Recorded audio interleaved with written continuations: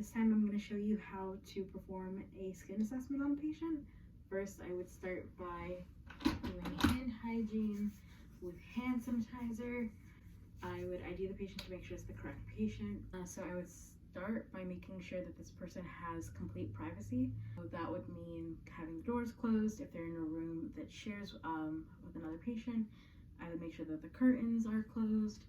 And then we would go along with explaining to the patient what we're going to do, which in this case is a skin assessment to see if there's anything that we should be concerned about, as well as having a baseline to compare future results to. Then I would ask the patient to remove whatever clothing they're wearing and change into a hospital gown, unless they already were, in which case they can stay as they are. This is their blanket already. I'm going to pretend this is a bath blanket now. Depending on how comfortable the patient is, maybe I'll have them sit on the edge of the bed, or they'll stay in their bed. And if we were testing their arm, we would first start by, it's a little big, going for the further extremity, checking up alongside it to look for any bruising or skin discoloration or moles or anything. We'd be checking if there's any bruises or cuts. If there is anything, we should know the size of it, the color of it, the odor of it, the positioning of it. If it looks open or it's has drainage to it, I would make sure I'm not touching it with my hands. I'd have gloves on. Do that for both extremities. So I would do this for the first the arms, then the legs. If this was a bed bath, I could easily check their chest, and their back, perineal areas. If this was a bed bath, it'd be a little easier that I could multitask and check, do a skin assessment at the same time.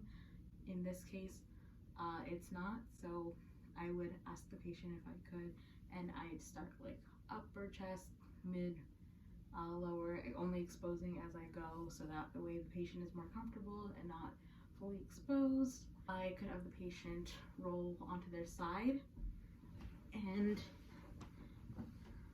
if in that case, I could check their back and their butt, just make sure that there's nothing there, making sure to check under skin folds, possibly like the breast, their belly, their butt,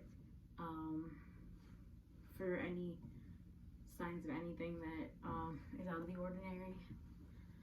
The next thing I would do is I'd palpate. So I would press, and I'm checking for edema, so I'm hoping not to see the skin. The skin should hopefully retain back to its normal, like it shouldn't keep a hole there if I push into it. So check the patient for piercings or tattoos to see the condition of those, and the skin around it.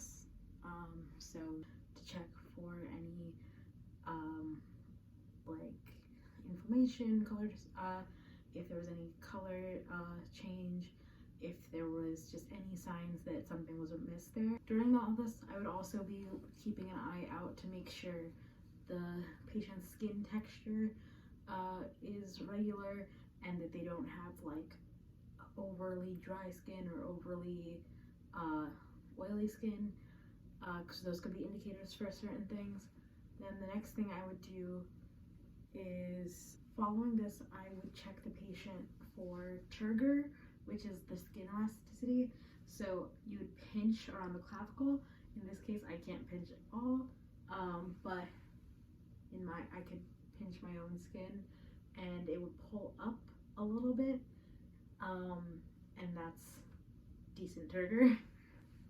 I could look at the nails of the patient to see if they refill, so you pinch down on the nail and see the color come back to it, and that should come back within 2 to 3 seconds. There should be color in the nails. You could check the health of it, the texture, and you could also look out for clubbing. And then finally, I would check the patient's hair. You can check around the entire head to see if there's any spots where hair growth is less or gone completely. See if the color is there or not there, if it's like multicolored. You can also check the scalp to see if it moves.